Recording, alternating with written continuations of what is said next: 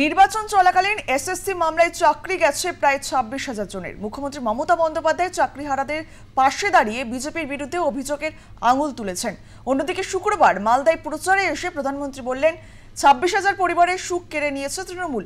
আর ঘাটালে জনসভা থেকে মুখ্যমন্ত্রীর তোপ দেখে বললেন, এটা কি মগের মুলুক? टीएमसी ने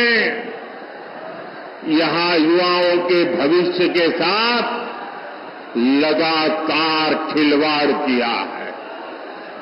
इन्होंने इतना बड़ा शिक्षा घोटाला किया, 26,000 परिवारों की रोजी रोटी ठप हो गई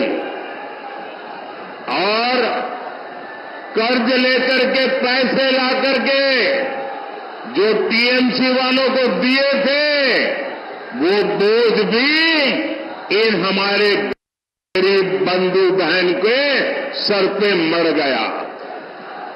जबकि बीजेपी सरकार है जो केंद्र सरकार में पूरी पारदर्शिता से युवाओं को नौकरी दे रही है। গভীর বন্দর হচ্ছে, 25,000 ছেলে মেয়ে চাকরি হবে।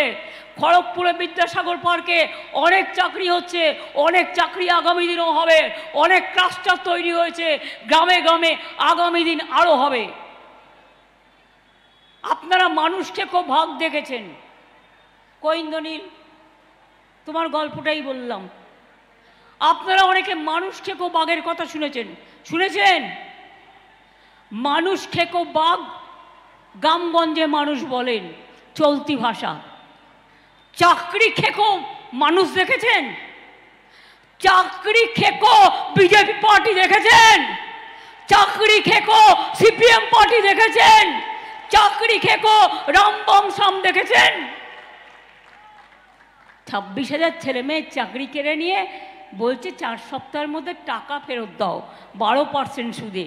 আমি যদি বলি যারাই অর্ডার দিচ্ছেন, আপনি অর্ডার দিতেই পারেন, আপনার নাম আমি করব না, কিন্তু বিচারের যে রায়টা সম্বন্ধে বলবো, তার যদি আজকে সারা জীবনে সব কিছু চলে যায় আর তাকে যদি বলা হয় আপনি আপনার চাকরির সব টাকা ফেরত দিন, আপনি নিজে ফেরত দিতে পারবেন তো? পারবেন? যখন ইচ্ছে হলো সবার চাকরি খেয়ে নেওয়া, মগের মুলুক।